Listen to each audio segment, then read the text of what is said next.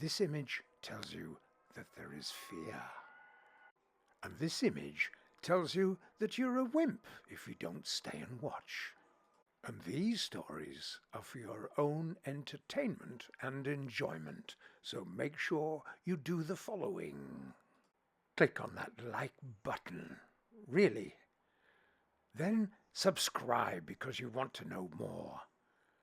And click the bell because it'll let you know when the next one is available without you worrying about it.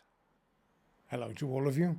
My name is Bruce Grant, and most of you might not have realized that each month a story is released, sometimes even more than once a month.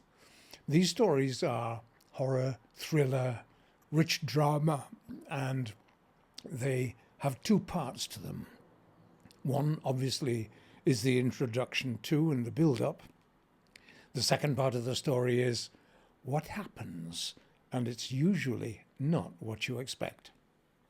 Anyway, I've been doing this since January. I'm a little bit late this month, but that's partly due to medical reasons. I hope you enjoy the story. This one is story number 6 of Bedtime Breathers, Book 1. Without any further mess around, I'll begin the story. Bedtime Breathers, story number 6, Flight Deck. Dictionary. Flight deck. Noun. The cockpit of a large aircraft from which the pilot and crew fly it. And the second description, the deck of an aircraft carrier used for takeoff and landing. Okay. Lieutenant Doug Stitch Cotton's approach was perfect, just as he had been doing for the previous decade. He was a veteran pilot and had thousands of hours flying many different kinds of the latest jet fighter planes that had been produced in his country. He was familiar with all of them at a very deep level.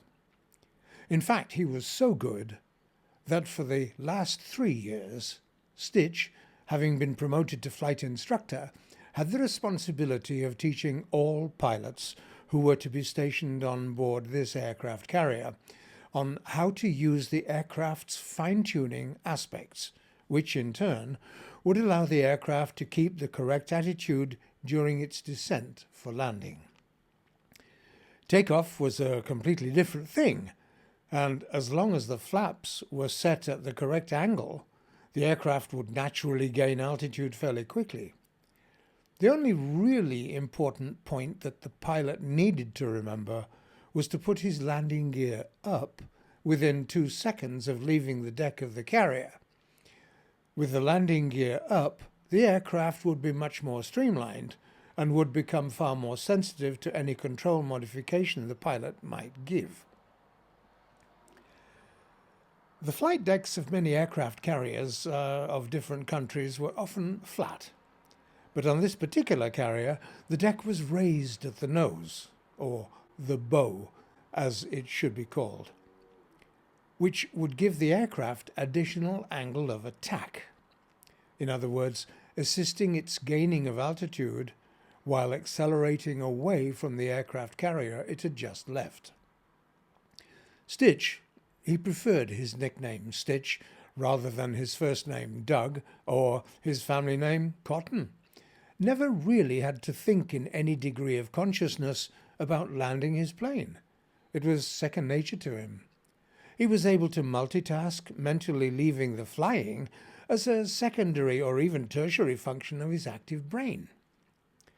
Most of his airborne hours were spent accompanying his students, eyeballing the altitude, attitude, airspeeds and general condition of the student pilot's approach routine, whereby he would apply far more conscious effort in ensuring his charge's safety. On this particular day, the weather that he'd experienced up to this point had been beautifully clear, The sky, light blue, with practically no clouds in sight, and with light, steady winds from his left side, without any gusting or changing of direction. This automatically allowed Stitch and his students to relax whilst flying the various circuits, comprising practicing the landing approaches. It was about his third circuit in this case, with 2 aircraft that were involved in training exercises, when a few clouds became visible on the horizon to the left, port side of the carrier's forward direction. These clouds were not the high, wispy types of cloud, but cumulonimbus, the rather ominous-looking, very dark clouds, with massive cloud heads rising rapidly from the horizon to tens of thousands of feet above the ocean. These were the types of cloud that most pilots feared and dreaded becoming involved with them.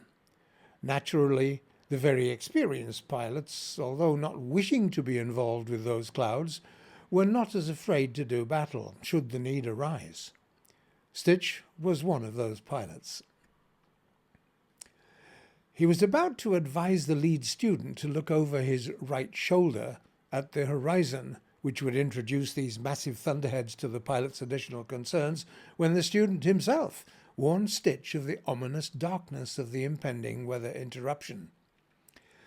This pleased the instructor no end, as it indicated that the student was well aware of his surroundings and also seeming to plan ahead, sufficient to make his learning effective. The second student, who was running approximately 1 minute behind the first student, who had commented on the clouds, made an alarming comment, as he was much more flighty character than the lead student. He started to panic, simply because he was number 2 in the landing sequence, and having seen those ominous clouds seeming to race towards him, he accelerated his aircraft, causing his landing gear to become damaged, specifically the nose wheel. The main damage generally caused by excessive airspeeds usually entailed the damaging of the nose wheel doors, but also prevents the up and down locking mechanism from fully deploying, thereby presenting the potential catastrophe.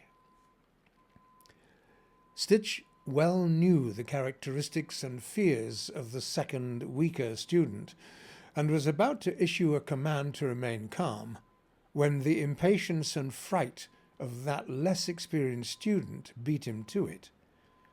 He felt that there would be no need to give any further coaching to the lead student, who demonstrated himself to be a chip of Stitch's block, if that were possible, with respect to his abilities of flying and unflappability. Number 2 student was a different kettle of fish. The fearless instructor decided to complete another circuit and end up following the weaker student, so that he could issue more instructions, more in keeping with the view of the weaker student's approach, which more than likely would need a lot of modifications. He was not wrong. Informing student number 1 that he was independent and free of Stitch's comments, the instructor informed student number 2 that he would be following closely behind him, issuing instructions to correct any errors that might be evident in the final landing on the aircraft carrier before the storm hit them. The lead student proceeded on his course and landed once again faultlessly on the aircraft carrier's pitching and yawing deck. In spite of Stitch's words of caution and support to student number 2, fear was still the overriding driving force of this weaker individual, which was preventing his brain from following specific instructions that the instructor was issuing. As with most situations in life, panic is, perhaps, the worst possible behavioral form to endure. It overrides every other emotion and possibly prevents their assimilation and understanding of logic, and in most cases, any help from other people to overcome the problem is mostly lost. Increasing his own airspeed allowed Stitch to fly parallel with student number two's aircraft and visually signal by waving his hand and rocking his aircraft left and right to gain the attention of the weak, panic-driven student. It took a few moments, but the student then saw Stitch and understood that he was now not alone. This enabled the instructor to pass information to the student, with the student actually responding to their orders given him by Stitch. As there were still 15 minutes or so before any storm clouds and rougher seas reached the aircraft carrier, Stitch ordered the student to do a complete circuit without attempting to land. What this did was allow the student to further relax and become more confident in his abilities to land on the carrier. Completing this additional circuit took most of the extra time before the storm struck, but a student was quite a bit more confident than he had been in the previous circuit. All the while, Stitch had been coaching and encouraging the student in making the necessary minor adjustments to his flight path, enabling the student to retain quite a reasonable approach using the meatball as a guide. Stitch's viewpoint from his cockpit showed the student successfully landing along a relatively smooth deck, but a rapidly deteriorating smoothness because of the storm which had just hit the aircraft carrier. Stitch continued on his final circuit before focusing on his own landing on a now extremely difficult runway that made it look almost impossible. One of the other problems that Stitch was facing was that of very low fuel. His duty was to make sure that his students could land safely and correctly, and because of the impending storm, he'd failed to look carefully at his fuel reserves. This now came to haunt him.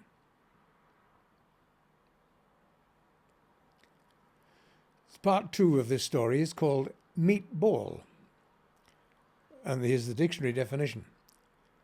Noun 1. Instrument on the deck of an aircraft carrier used for takeoff and landing. Number 2. The cockpit of a large aircraft from which the pilot and crew fly it. Number 3.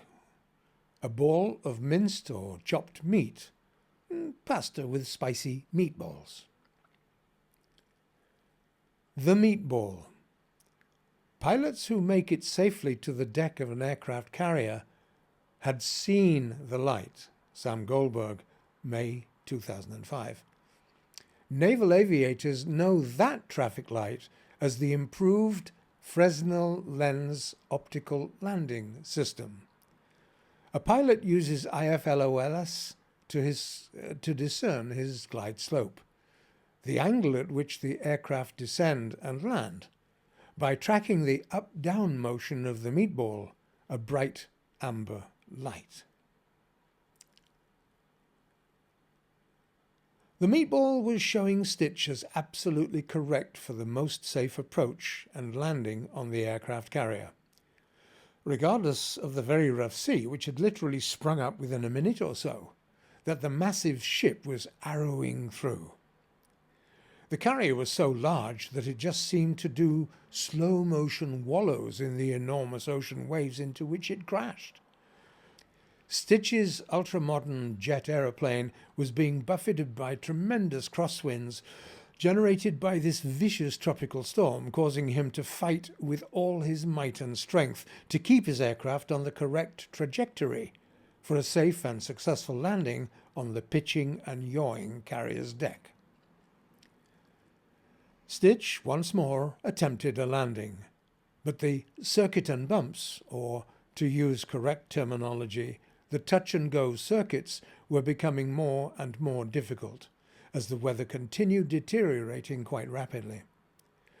It was one of those semi-tropical storms that invaded the Indian Ocean with seemingly increasing regularity, without the possibility of reducing its violence during the next 12 to 15 hours. The tiring pilot was a career officer, and although he'd been married for a 3-year period, more than 1 decade earlier in his life, he'd refrained from being hooked up again.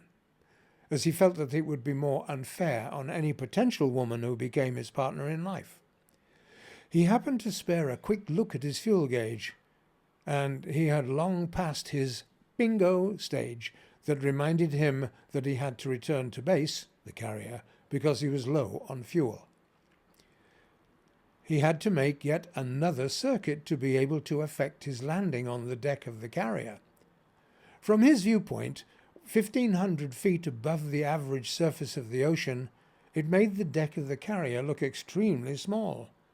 But Stitch knew that it was all a matter of scale, and it did not cause him any worry whatsoever. It was becoming increasingly difficult for the pilot to be able to properly navigate a further circuit, as the wind was quite dangerous, and he had not had many opportunity to properly plan his flight path.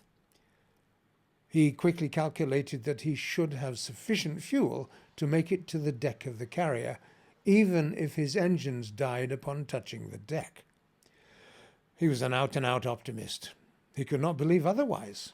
If that were the case, then he would have fallen apart years earlier without having been able to overcome all the students' complaints and fears, which he had successfully averted and turned into successes. He made his last left turn and started his final approach to the aircraft carrier's deck, using the meatball as his measure of accuracy for his descent and his angle of attack. He was approximately 2 kilometers away from his final destination, whilst being dangerously buffeted by the tremendous force of crosswinds. Regardless, he maintained his correct attitude and rate of descent in spite of these great difficulties, and noticed that his fuel gauges were resting on 0. He also understood that there was always a tiny reserve, though not measurable, in the fuel tanks, allowing him those extra seconds or even minutes or so powered flying time. The landing deck of the aircraft carrier was regarded as 100 feet above sea level, for the sake of accuracy of the altimeter. And the real sea level was as much as 120 feet out of accuracy, depending upon the height of the enormous wave crests and the valleys between those waves. Stitch mentally relaxed, knowing full well that he was exactly correct for his final landing on the heaving deck, and did a very quick run-through of his final touchdown in his mind, as he was now less than 400 feet from the edge of the runway, and everything was correct with respect to his flight path. Without warning, both of his engines failed, immediately robbing his craft of the power required to reach the deck and to latch onto one of the resting cables, of which there were many strung across the width of the deck. The meatball remained accurate for his planned flight path, but his real flight path had been thwarted with the sudden failure of 2 engines, causing his path to strike the carrier 7 feet below the required level of the runway, resulting in his craft careering into the stern of the carrier at 240 knots, causing a new projectile to careen through the cockpit's windshield and roll its solitary path along the length of the landing platform. Stitch was now no more than a meatball. The end.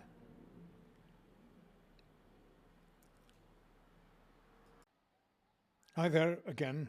Just adding you to my end of the story.